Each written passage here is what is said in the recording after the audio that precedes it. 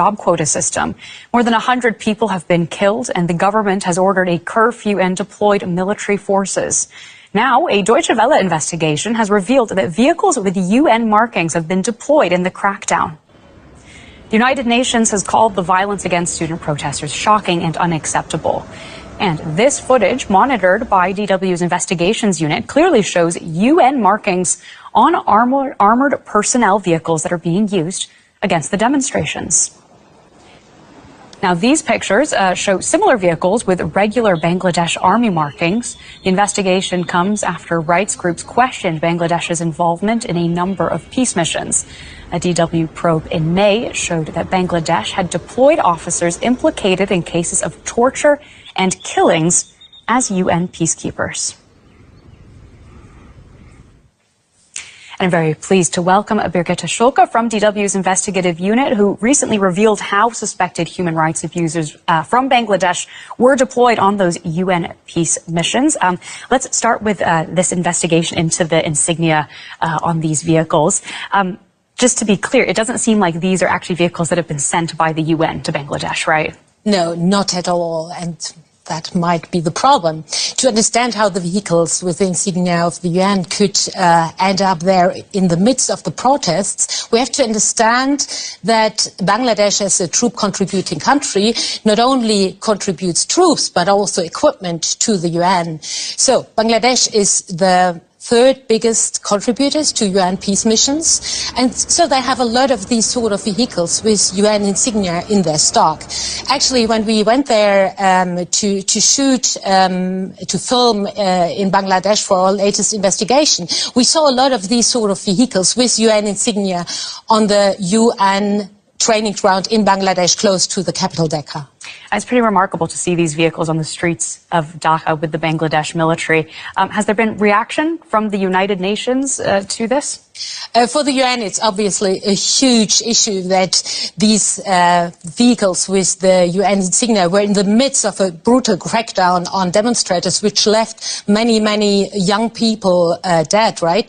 And in a briefing yesterday, the UN spokesperson made it very clear that the forces, the UN forces and the UN insignia can only be used in mandated UN peace missions. That's what he had to say.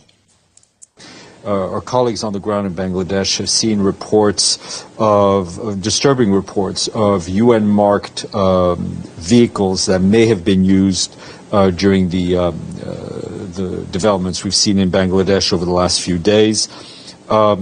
It's important for us to stress that UN troop and police contributing countries are to use UN insignia and equipment marked with this insignia only when they are performing mandated tasks as part of a UN peacekeeping or UN political mission, and within the context of the deployment of any UN mission.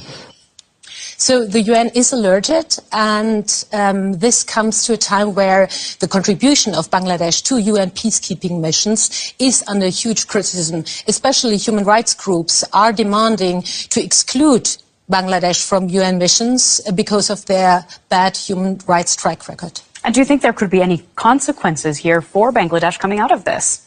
I mean, that's definitely something human rights groups would hope for, right? But in the last years, the UN peacekeeping has been very cautious to openly criticize Bangladesh.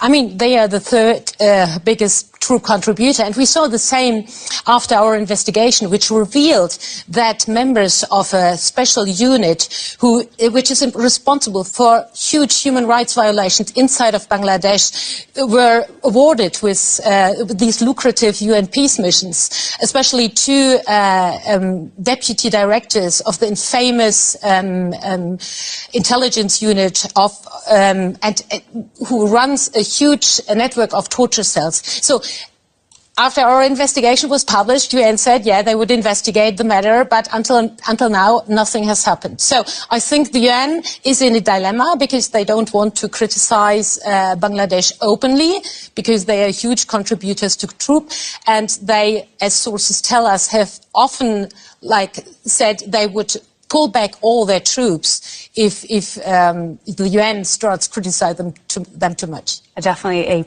a difficult political situation there. Well, thank you so much for your reporting on this. That is DW's Brigitte Schulke. Very much appreciate your insights here in the studio.